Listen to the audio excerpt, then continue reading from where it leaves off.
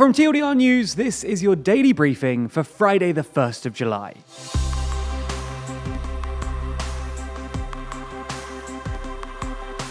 Good afternoon. Today we'll be discussing some of the biggest stories, including updates from the Supreme Court and North Korea's COVID aliens. And we'll also be answering today's big question: is the coalition of chaos back in the UK? But first, let's talk about Russia retreating from Snake Island. Yesterday, Russia retreated from the strategically important Snake Island, an island in the west of the Black Sea which was captured by Russia in the early days of the invasion of Ukraine. Now, Snake Island is actually a very dangerous place to be, and surprisingly, not because of dangerous snakes. The island is actually vulnerable to attack by land, sea, and air, and as such, is very risky to maintain.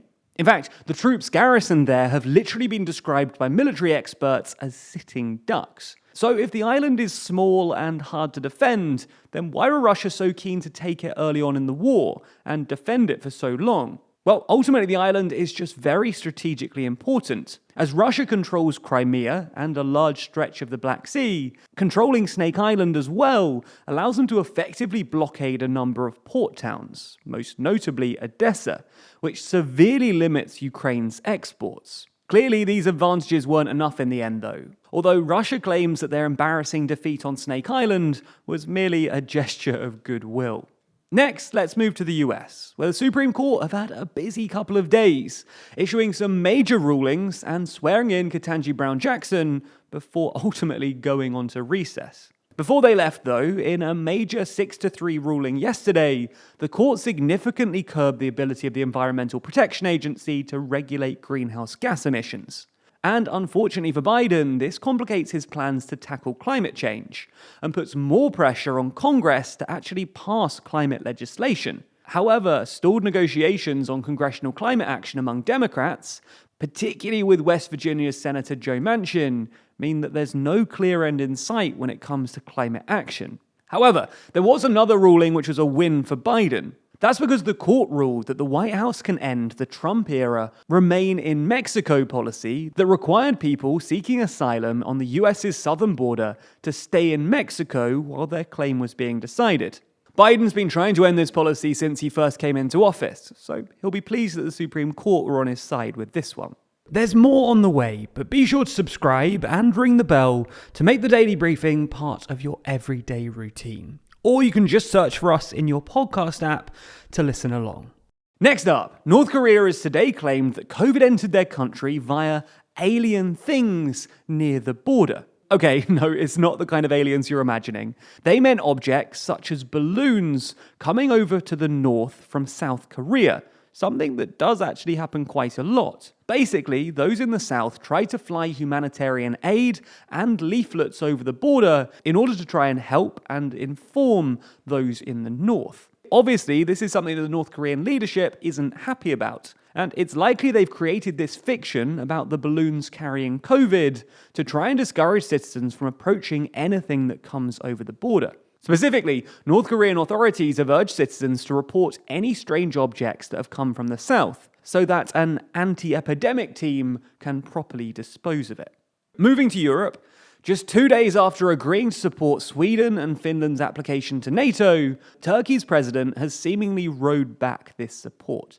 Talking at the close of the NATO summit in Spain, Erdogan stressed that Turkey could still block their accession if the two countries go back on their commitments. And this is a big risk, because for Sweden and Finland to join NATO, all 30 member states must approve their accession, something that Erdogan is making clear isn't a given. Noting that if the two do not fulfill their duties, then of course there is no way we would send it to our parliament. Turkey initially blocked the two countries' applications on the grounds that they were, in Turkey's eyes, supporting Kurdish groups that it considers to be terrorist organizations, most notably the Kurdistan Workers' Party, known as the PKK. Sweden and Finland subsequently agreed to address Turkey's concerns and review Turkey's demands for extradition, but it seems that even this might not have been enough to convince Erdogan. Finally, from today, same-sex couples in Switzerland are legally allowed to get married. That comes after Swiss voters approved the Marriage for All amendment in the country's civil code back in September of last year.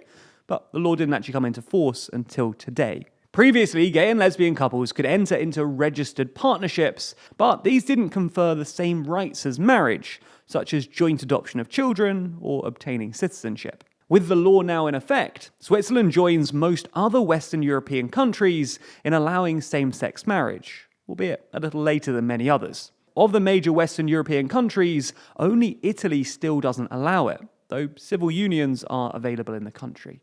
That's all we have time for on YouTube today. But if you want more, including our discussion of whether the Coalition of Chaos is back, then watch the extended version of the Daily Briefing over on Nebula. Nebula subscribers not only get everything you've already watched ad-free, but also get an extended version of the show every single weekday. Available to watch on Nebula or to stream on your podcast app of choice. So if you want to support the channel and get an even more extensive briefing every day, then you'll want to sign up.